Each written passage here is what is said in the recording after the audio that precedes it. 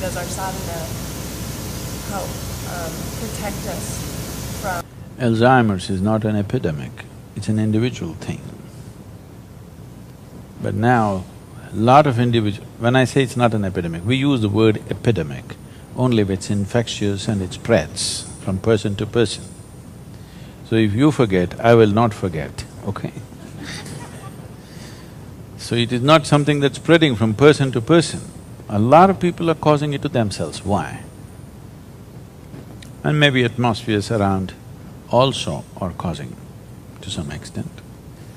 So, there are so many modern amenities which are interfering with many aspects of our lives and everything. In India, here I don't know in what forms it has happened. In India, the cell phone tower growth happened phenomenally in the last 10 years. It's the largest growing cell phone market on the planet. Every year, we're adding 60 million phones. And in the rivalry between one company and the other, you will see in the same place, 3, 4 cell phone towers are standing up. They could use the same facility, but no, 4 will stand up. Most of you would remember when you were growing up, wherever in the country, there were sparrows. Hundreds and thousands of sparrows all over in every city. And there was such efficient cleanup, you know. If you eat something and leave, the sparrow will come and clean it up in a moment, you know. They were everywhere. Today, except in a few places, in most places there's not a single bird, all killed by the cell phone tower. So the bird's brain gets fried and it dies because of the cell phone towers. Yours will become a bird brain. It's a larger one, so it withstands all that, but slowly it'll become a bird brain. There can be many complex reasons, that's not one reason, but some of the things that were very obvious are people who are today in their 70s and 80s, I could be wrong about the percentages, but I believe at least 60% of them have abused drugs at some time. I'm saying they've abused at some point. We'll come to prescriptions later. Self-prescribed. Because people who went to the university in 60s and 70s, I would say 80% of them have touched some kind of drug at some point. Am I right? In 60s and 70s, is it not so? At least 80%. They may not have been regularly on it, but they have used. You need to understand, especially synthetic formulations of psychedelic drugs, just one use can destroy many things within you, just a single use. So those who have used synthetic drugs, even a single usage could have damaged their system. Those who have gone on natural substances, a more prolonged usage can cause the damage. Those who've gone on alcohol, a prolonged usage and excessive usage can definitely cause the damage. Those who are on prescription medicines, that could be the most dangerous thing. The first and the last are the most dangerous things. Psychedelic, synthetic drugs and the prescription medicine could be causing the maximum damage. When I say prescription medicine, because I do not know, I have no… I don't go and look for, okay, how many people are causing damage to themselves, it's not a pleasure for me to explore on the internet. But looking at the advertisements on the television, how they're advertising anti-allergic, antihistamines, things, these people are causing enormous damage by taking those things. Enormous damage. Okay, you may stop sneezing, but why you stopped sneezing, you have to look at it. When something irritates your nostril, you must sneeze. If sneezing stops, that does not mean the substance is not irritating you. It is just that we're cutting off something which would cause sneezing, isn't it? Yes or no? You just cut off. It is like you're driving and somebody in front of you, another car, puts on an indicator, he wants to turn right. You don't like it, you want to pass him, so you shoot off the indicator. If you shoot off the blinker, this doesn't mean the truck in front of you is not going to turn right. It's still going to turn right and you're still going to drive into it. So these factors are there. Apart from this, there has been a copious usage of insecticide, herbicide, all kinds of side. This is suicide. So all these things put together and lifestyle in terms of… See, it is a known fact in India. It's commonly known in a village, an uneducated person knows that if you eat old food, your brain will become dull, okay? Do you know? If in a school or something, some student is dull, teachers will ask, what are you eating old food? Why are you so dull? It's like a common conversation. You must be eating old food, you're so dull. Because if food is cooked in the yogic system, any cooked food must be eaten within an hour and a half, max 4 hours. Beyond that, it's dead and gone. But now you're keeping it for months and eating it, months. Already it's on the shop shelf for a month, you keep it in the refrigerator for another month before you eat it, I don't know, 6 months maybe, and then you eat this, you're causing serious damage. Because this half-baked understanding of the whole human system and saying, okay, there are proteins, there are vitamins, if it's not there, pump it, extra protein you pump into this, mix that and eat it, you're causing serious damage.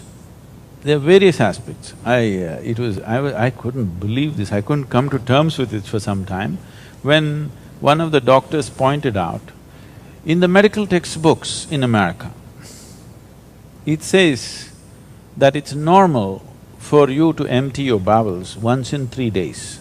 It's considered normal. Up to a week is okay. Beyond that, we should be concerned. In the yogic system, every day, twice a day you must empty your bowels, not once. Because the food, the moment it moves to large intestine or the colon, it must go out, it should not stay there. If you keep these impurities in the system, it'll work in a certain way. An unclean colon and an imbalanced mind are together, always. If you go to any Ayurvedic doctor, Siddha doctor, the first thing they will do is purge you, always purge you. Many of them who've grown up in traditional South Indian families, every month drink castor oil and purge yourself, really. It's a ritual in our homes. When we are children, every month you have to drink warm castor oil and you purge and purge and purge everything, till a point where if you drink water, only water should come. Really? Yes. It's very important to keep the system clean.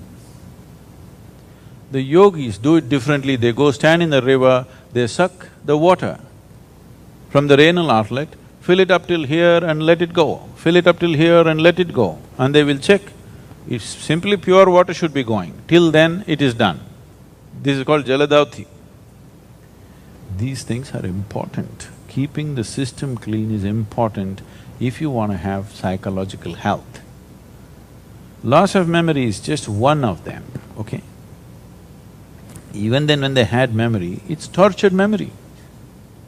It's better, you lose memory, at least you're a little better actually for a lot of them.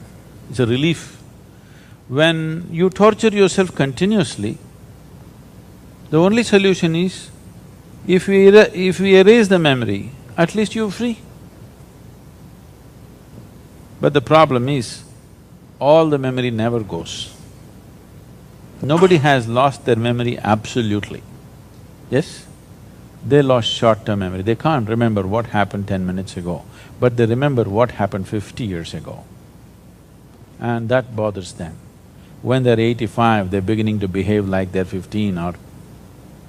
and it's pathetic. When their brain is going down, their body is also going down. but the medical industry won't let it go down. We want to stretch it little more because it's good for the economy. We should know when to go gracefully. Yes? You need to understand this. When life slipped into this body, it slipped in without any friction, isn't it? Even your mother did not know when it happened. You think she knows? She does not know when it happened. Only when she gets a kick from inside, only then she knows. Till then, she doesn't even know how this life slipped in to a small meatball that it was to start with. Yes? So when life slips into the physical, it slips in with absolute ease, without any struggle. To make this life in such a way that when it leaves, also it leaves without any friction is an important part of living. It's a very important part of living. And we've ignored all these things.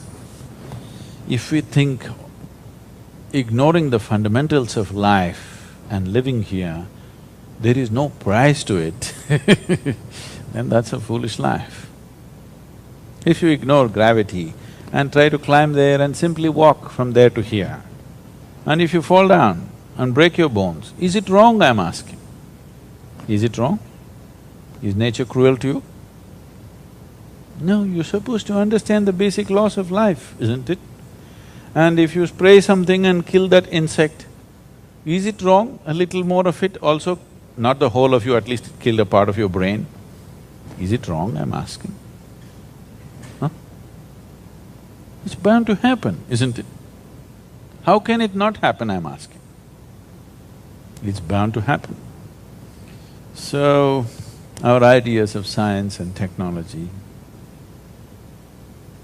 it's very juvenile, if you ask me. Very, very juvenile. But the world is on full thrill right now. If you talk about this, they will say you're archaic. They will say you're anti-modernization, you're anti-development, you're anti-this, enemy of the people. We have to pay for it. And the kind of memory that a lot of people carry, if they lose it, they must be happy. They don't know how to carry life's memory within them in a pleasant manner, isn't it? Yes? Most people carry such bitterness within them. Forgetfulness is a relief. And somewhere, unknowingly, they're asking for it. So when something tortures you really bad, won't you want to forget it? Yes or no? Yes.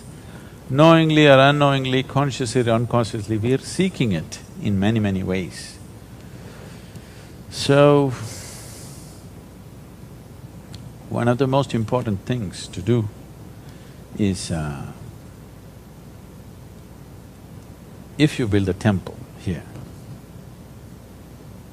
I would advise you, you also build a small community where people will live healthy, sensibly. So, not necessary to build one big ashram or something. Even if it's just in the city or outskirts of the city, build even a condominium. You want one bedroom, you want three bedroom, you want five bedroom, whatever kind you want, invest, build, and at least you can live separately, at least you can eat in a common place, healthy food, you can meditate in a common place, you can do your yoga in a common place, you can live separately. We should do this. Otherwise, each to his own way.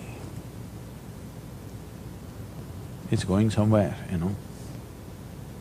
If you want yourself and those of you who have children, if you want to create something, this is a simple way to find a solution, to live in a conscious society. It may be… we would like the whole society to be like that, but we can't change all of them right now. At least create a small society and we can make medical studies on you and how it works. Then maybe someday everybody will take it up. just living little more consciously, eating consciously, doing things properly, what difference it makes to people if it can be measured if we just take the trouble of doing it. If we show the difference in this community, how people are living and what are the things they're avoiding, maybe someday everybody will take it up, hopefully. Possible? You want to do your own cooking? And it's not good for the economy, you know? Every home has its own kitchen, has its own gas connection, has its own everything, everything, everything. It's such a waste, isn't it? And everybody is spending 2 hours cooking. For this many people, if 5, 6 people go into the kitchen, they can cook for everybody. Others can do something more productive than destroying food in the kitchen.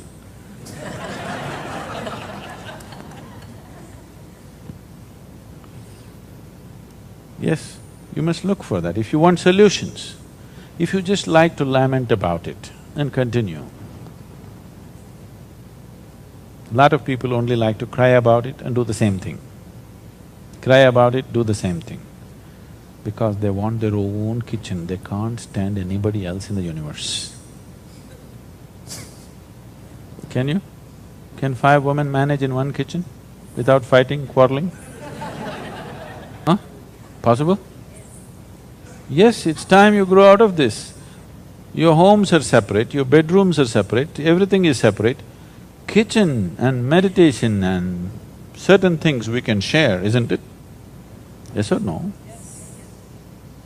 If that much cohesiveness is not there in us, then talking spirituality will remain only talking spirituality. It will never be a genuine step.